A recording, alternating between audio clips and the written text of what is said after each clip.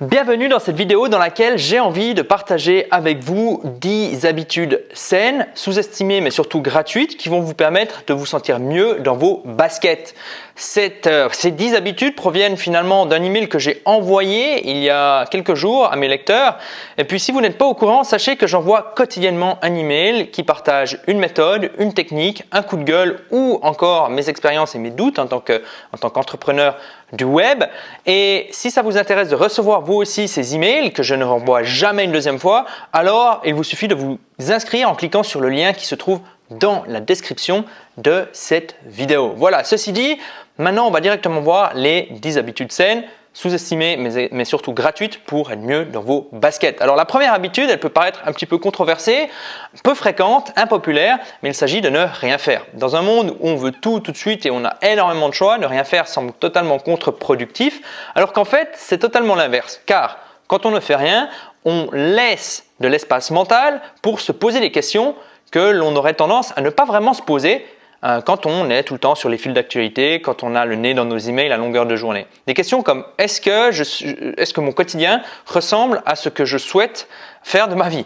Est-ce qu'il y aurait des manières, des méthodes, des techniques plus faciles pour vivre une vie heureuse? Est-ce que ma relation avec mon conjoint, ma conjointe est satisfaisante?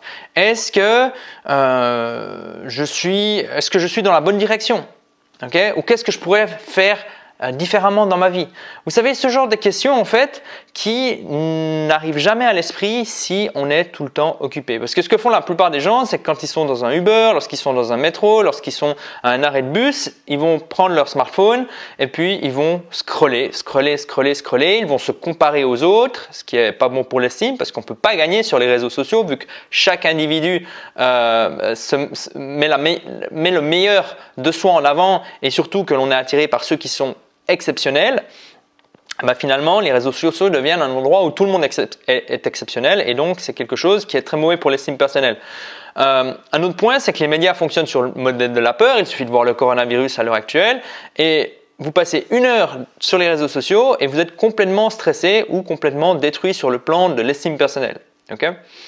Donc il y a vraiment 2 trucs. Faites attention à ce que vous laissez rentrer dans votre esprit, mais surtout apprenez à ne rien faire et ça peut commencer très simplement à partir de demain matin au réveil où durant 1 minute vous ne faites rien d'autre que de rester assis sur votre lit. Voilà. La deuxième habitude, c'est, j'ai ma liste devant moi, c'est de prendre une douche froide. Alors la douche froide, c'est quelque chose que j'avais commencé en 2014, fin 2014, lorsque j'étais à Berlin. C'était fin de l'année, donc il commençait à vraiment faire froid. Et finalement, c'est une habitude que j'ai conservée. À un moment donné, j'avais créé un petit groupe d'amis avec lequel on allait tous les dimanches entre octobre et mars se baigner au lac. C'est une habitude que je suis en train de remettre en place et qui apporte énormément de bénéfices. Autant sur le plan de la clarté, donc quand on sort d'une douche froide, d'une bonne douche froide, on a les idées claires, on a de l'énergie, mais surtout sur le moyen voire le long terme, on a plus d'énergie et un meilleur système immunitaire. Donc voilà, c'est tout simple. Alors évidemment, dans certains pays, l'effet de la douche froide est moins bénéfique que dans d'autres. Par exemple, je me souviens les douches froides à Bali, l'eau n'était pas si froide. Alors qu'ici à Berlin ou alors en Suisse ou alors en Scandinavie, l'eau est vraiment froide. Donc c'est encore à vous de voir si vous pouvez la pratiquer. Mais dans tous les cas, ça ne fait pas de mal de ne pas mettre d'eau chaude lorsque vous douchez. Ensuite, la troisième technique, c'est boire de l'eau au réveil. Alors ça paraît super con, mais ce qu'il faut savoir, alors là je lis un livre qui est super intéressant, je vous le recommande, c'est Why We Sleep. Et en fait dans Why We Sleep, j'ai appris énormément de choses alors que je m'étais déjà pas mal documenté sur le sommeil, donc je vous le recommande. Et l'auteur Matthew Walker explique que le sommeil est tout sauf quelque chose de passif. Il y a énormément de choses qui se passent dans notre esprit lorsque l'on dort. Et donc, au réveil, le corps a besoin de rétablir ses besoins de base, donc c'est-à-dire notamment en eau. Donc, le fait de boire 1 litre d'eau au réveil va vous permettre finalement de compléter les réserves qui avaient été épuisées durant le sommeil, parce que font la plupart des gens? Ils vont boire un café, peut-être un petit verre d'eau, mais ce n'est pas suffisant. Okay. Donc pensez le matin au réveil, buvez un grand verre d'eau et puis après si vous voulez rajouter du magnésium, car pas mal de gens dans la population ont des carences en magnésium et l'absence de magnésium a des effets sur la gestion du stress. La prochaine habitude, il s'agit du jeûne intermittent. Alors le jeûne intermittent, c'est quoi? C'est simplement se priver de nourriture un petit peu plus que ce qu'on a l'habitude de faire. Donc habituellement, les gens vont manger toute la journée et ne pas s'alimenter la nuit. Pourquoi? Parce que la nuit, ils dorment. Alors évidemment, il y a des gens qui se réveillent la nuit pour manger, mais ça c'est un autre cas que j'ai pas envie de détailler dans cette vidéo. Mais en l'occurrence, le jeûne intermittent consiste à prolonger cette fenêtre temporelle durant laquelle on ne va pas manger. Donc par exemple, vous pouvez vous dire, je ne vais pas manger jusqu'à 10 h du matin, jusqu'à 11 h du matin, jusqu'à midi, ou alors même jusqu'à 16 h. Donc vous allez manger par exemple de 16 h à 18 h, 19 h, 20 h. Okay? Il y a plusieurs manières de voir le jeûne intermittent. Il y a des personnes qui vont par exemple manger le matin, le petit déjeuner et le déjeuner, et ensuite qui ne vont plus s'alimenter, donc ils vont sauter leur repas du soir, donc ça leur fait une fenêtre de 16 h. Et d'autres personnes qui vont faire l'inverse. Par exemple, si vous n'êtes pas du matin, vous allez simplement manger à midi et un petit encas le soir, ou un peu plus le soir, ou alors un seul repas le soir comme je l'ai fait durant des années et des années. C'est à vous de voir ce qui vous convient. On est tous différents sur l'alimentation, et l'alimentation, ce n'est pas un sujet que je souhaite aborder ici de manière frontale. Mais si vous m'avez trouvé, vous trouverez d'autres informations sur le jeûne intermittent. Il y a énormément de sites web sur le sujet et c'est quelque chose qui ne coûte rien et qui va vous permettre de prolonger concrètement votre espérance de vie, et surtout qui va faire du bien à votre système digestif, parce que on n'a pas l'habitude le système digestif, on le met beaucoup à contribution, et donc c'est bien de lui donner un petit peu plus de pause, un petit peu plus de répit. Ensuite, un autre truc tout con, c'est le fait de sourire. Alors il y a une étude qui montre que, je vais prendre un stylo. Si on prend le stylo comme ça dans la bouche, on voit qu'on a une sorte de sourire forcé, et les personnes qui ont participé à l'étude avec ce stylo dans la bouche se sentaient de meilleure humeur après quelques minutes. Alors j'ai plus les chiffres en tête, mais je trouve ça assez intéressant et suffisamment précis pour être relevé dans une vidéo. Donc en fait, le simple fait de sourire va améliorer notre humeur. Et donc il y a deux avantages. Le premier, c'est je souris, donc je me sens mieux, mais je souris à une personne et cette personne s'en sent mieux également. J'ai reçu un très très beau sourire il y a quelques jours, je vous en parle dans cette vidéo. Justement, cette personne m'a souri, elle portait un enfant dans ses bras. Et je trouvais ça vraiment cool et suffisamment marquant pour vous en parler. Donc un sourire, je sais pas, il y a plein de citations sur le sourire, mais en gros, ça vous coûte pas grand chose et ça peut apporter beaucoup. Je crois qu'il y a une citation un peu dans le genre. Ensuite, la cinquième habitude, c'est de marcher. Alors, il y a une étude qui s'appelle Sitting is the New Smoking qui parle de la sédentarité, et si vous êtes comme moi, vous travaillez essentiellement assis, et donc en fait la sédentarité fait du mal à votre gestion du stress, fait du mal à votre sommeil, fait du mal à tout ce qui est je crois que je l'ai déjà dit, sommeil, santé, gestion du stress, sommeil et santé. Voilà, et santé. Donc, beaucoup de gens prennent du poids, le système cardiovasculaire se dégrade plus rapidement qu'une personne qui, par exemple, travaille dehors, qui travaille en marchant. Et il y a vraiment quelque chose à vous mettre à l'esprit, c'est que l'humain s'est développé en marchant. Dans Sapiens, le livre de, je ne sais plus l'auteur, mais le livre Sapiens, il en parle. Les femmes avaient pour habitude de marcher. Ah non, c'est pas dans Sapiens, c'est dans John Medina. Brain's Rules, voilà. John Medina, Brain's Rules. Il en parle en fait. Il dit les femmes marchaient 10 km par jour en moyenne et les hommes 20 km par jour en moyenne. Okay. Et donc en fait, le cerveau s'est développé dans le mouvement. Et alors qu'aujourd'hui, on passe d'une réunion à une autre, on va au travail en étant assis, on est tout le temps finalement assis. Et donc ce que je vous recommande de faire, c'est que si vous avez un travail où vous êtes assis, vous pouvez soit prendre un bureau un de ces bureaux flexibles, donc c'est-à-dire vous pouvez travailler debout et assis. Ne prenez plus les ascenseurs, prenez tout le temps les escaliers.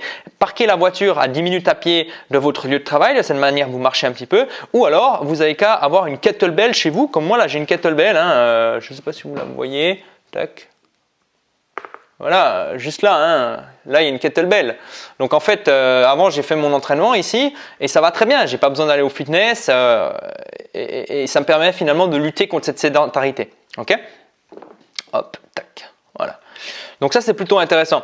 Ensuite, Ensuite, ça c'était quoi? Alors marcher, voilà, tac, tac, tac. Ensuite, lire avant d'aller au lit. Lire avant d'aller au lit, c'est une bonne habitude. Pourquoi? Parce que ça va remplacer l'habitude de scroller sur des écrans qui ont des lumières bleues. Donc même si vous mettez en place une application qui ont comme objectif de réduire la luminosité de vos écrans, comme par exemple Flux, vous aurez quand même des résidus et donc finalement votre corps va sécréter moins de mélatonine, l'hormone du sommeil, et donc finalement votre qualité de sommeil va être moins bonne. Donc ce que vous devez faire, c'est remplacer cette habitude par exemple de la lecture ou par exemple à une discussion avec par exemple avec votre conjoint, votre conjointe. Je trouve la lecture c'est intéressant et ne faites pas le piège de lire quelque chose qui va stimuler votre cerveau, mais lisez quelque chose de très simple. Comme là, moi en ce moment, je lis Le Magasin des Suicides qui m'a été recommandé par une lectrice qui s'appelle Christine. Elle m'a dit ouais, lis ce livre, il est marrant. Et donc finalement, je l'ai commencé hier et c'est vrai qu'il est assez marrant. Hein. C'est une famille qui aide, comme le titre l'indique, qui aide les gens à se suicider parce qu'il y a beaucoup de gens qui essayent de se suicider et puis très peu qui y parviennent. Donc ça fait pas mal de dégâts.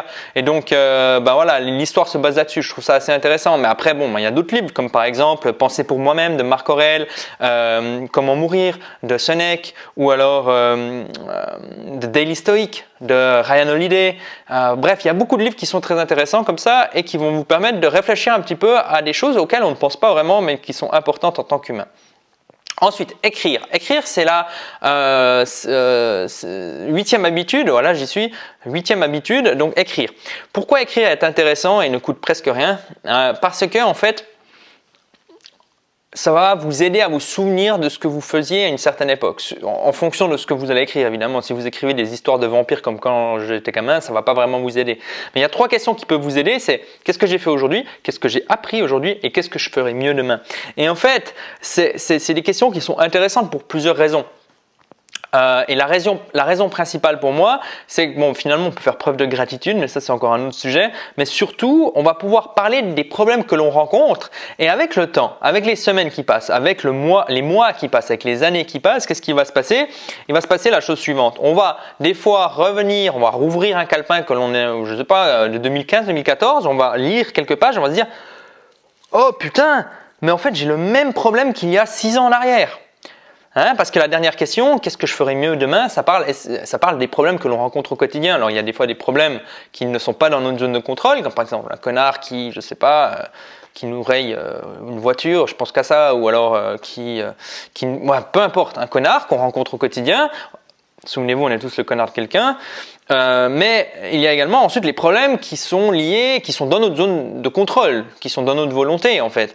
Et ces problèmes-là, quand on remarque qu'on les traîne comme des vieilles casseroles depuis 5, 6 ans, 7 ans, 8 ans, on se dit mais purée, je suis con, mais il faut que je fasse quelque chose, il faut que je change quoi. Ok ? Donc voilà, pour moi ça c'est vraiment le plus gros avantage qui m'a énormément aidé. Typiquement dans une précédente relation, je me suis dit mais en fait mec, ça fait 2 ans que tu écris que cette relation ne porte plus ses fruits, pourquoi tu es encore là? Fais quelque chose, discute avec cette personne ou arrête la relation quoi.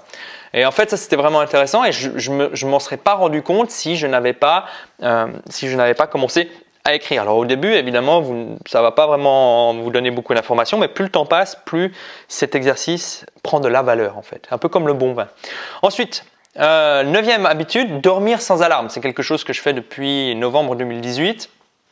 Ça m'a énormément apporté, excepté, alors des fois évidemment je mets une alarme si j'ai un vol à prendre, mais j'évite de booker mes avions le matin. Ça m'a énormément apporté tout simplement parce que c'est l'alarme qui nous dit il faut que tu dormes. Et vous savez que le sommeil n'est pas quelque chose de contrôlable. Et en fait, quand on essaye de contrôler quelque chose qui n'est pas contrôlable, alors ça devient compliqué. Et moi, à partir du moment, parce que j'ai rencontré des insomnies, et c'est à partir du moment où j'ai eu des insomnies que je me suis dit que le problème c'était mon alarme et que j'ai commencé à travailler dans cette direction, c'est-à-dire avoir créé une vie où je n'ai plus besoin de mettre de réveil. Et en fait, le truc c'est que quand vous devez dormir, Si tout d'un coup vous vous réveillez la nuit, vous dites oh merde, j'ai plus que 2 heures à dormir, alors là ça devient très difficile pour vous rendormir. Alors que si vous dites bon bah je peux me lever à 8, 9, 10 heures, 11 heures parce que de toute façon j'ai pas de rendez-vous, ni d'avion à prendre, ni de voilà, j'ai rien, et ben finalement vous allez vous endormir beaucoup plus vite et vous allez vous réveiller plus tôt. C'est paradoxal, mais c'est comme ça que ça fonctionne. Et donc beaucoup de gens finalement ils ont une vie où chaque début de journée, c'est un petit peu comme une sortie des tranchées en 14-18, quoi. On est fatigué, on ressemble à des zombies, on n'en peut plus, on est frustré, on est anxieux, et puis on entend un bruit affreux qui est le réveil, qui à l'époque était les officiers qui disaient aux soldats de sortir des tranchées.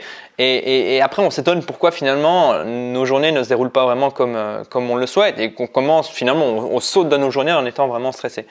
Donc ça, évidemment, dormir sans alarme, c'est pas quelque chose de forcément évident. Vous pouvez y arriver si vous devez vous lever tôt. Vous pouvez y arriver si vous mettez de la régularité dans vos semaines, c'est-à-dire que vous dormez surtout assez, parce que concrètement c'est ça, c'est votre corps est en train de dormir parce qu'il a besoin de sommeil et une alarme qui le réveille. Donc en gros, vous avez un déficit en sommeil.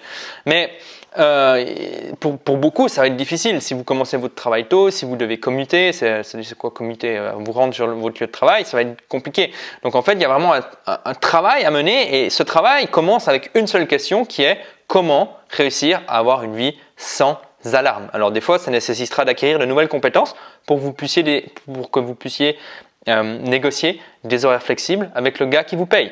Parfois, ça nécessitera de changer de travail. Parfois, ça nécessitera de créer un business et de vivre de votre business. Okay? Mais si vous posez d'entrée de jeu la question, ok, est-ce que c'est possible oui ou non? Ben évidemment, le cerveau qui est fainéant, il vous dira non, c'est pas possible. Alors qu'il y a des possibilités, c'est possible, je fais partie des multiples preuves vivantes que l'on peut vivre sans réveil, et moi ça fait plus d'une année maintenant, bientôt une année et demie, et je me porte vraiment bien. Okay? Auparavant je me levais à 6 heures, maintenant je me lève entre 7 et 8 et tout va bien. Et puis ensuite la dernière habitude, c'est la respiration. Alors la respiration, vous allez me dire, ouais, mais bon, moi je respire depuis que je suis né, parce que sinon vous ne seriez pas en train de regarder cette vidéo, ça c'est clair. Mais ce qu'il faut bien garder à l'esprit, c'est que la régularité n'est pas synonyme d'efficacité. Okay? Il y a des personnes qui mangent toute leur vie, qui mangent mal. Il y a des personnes qui travaillent toute leur vie, qui travaillent mal. Il y a des personnes qui communiquent toute leur vie, qui communiquent mal. De la même manière, il y a des personnes qui respirent toute leur vie et qui respirent mal. Et donc moi je me suis creusé un petit peu la tête, j'ai un petit peu fait des recherches là-dessus. Il y a plusieurs méthodes qui sont intéressantes. Moi je vous recommande de commencer avec la cohérence cardiaque 3 fois par jour. Ça c'est ce que je fais depuis mai 2018. J'ai commencé à Lyon et ça fonctionne plutôt bien. Parfois j'oublie à midi, mais en général le matin et le soir je fais ma cohérence cardiaque. Et ça a des effets sur le court, moyen et long terme. Là aussi, je n'ai pas envie de vous citer tous les effets. Cohérence cardiaque, il vous suffit de chercher sur Google, c'est assez intéressant. Et ça va vous permettre finalement de redémarrer votre cerveau et votre système respiratoire, système nerveux également, plusieurs fois par jour, en 2 et 3 fois par jour. Donc la cohérence cardiaque, c'est rien d'autre que d'inspirer 5 secondes, expirer 5 secondes et répéter ça durant 5 minutes, entre 3 et 5 minutes pour qu'il y ait de bons effets. Et ça, vous le faites 3 fois par jour. Donc une petite alarme, etc. Et puis finalement, il y a peu de choses que l'on répète plusieurs fois par minute, et la respiration est l'une d'entre elles. Donc honnêtement, je pense qu'on a énormément à gagner en respirant mieux au quotidien. Que ce soit sur la gestion du stress, amélioration du sommeil, perte de poids, etc. Bon, voilà. Bref, voilà, c'était les 10 habitudes, les 10 habitudes saines, sous-estimées et gratuites que j'avais envie de partager avec vous. Sachez que ces 10 habitudes proviennent d'un email que j'ai envoyé il y a quelques jours à mes lecteurs. Et si vous souhaitez rejoindre finalement cette formation continue gratuite via mes emails quotidiens, c'est très simple, il vous suffit de cliquer sur le lien qui se trouve dans la description de cette vidéo. Et puis, dès demain, vous recevrez soit un coup de gueule, soit une expérience, soit une méthode que je partage ni sur cette chaîne YouTube, ni sur mes articles. Voilà, on se voit bientôt pour une prochaine vidéo. À demain, bye bye.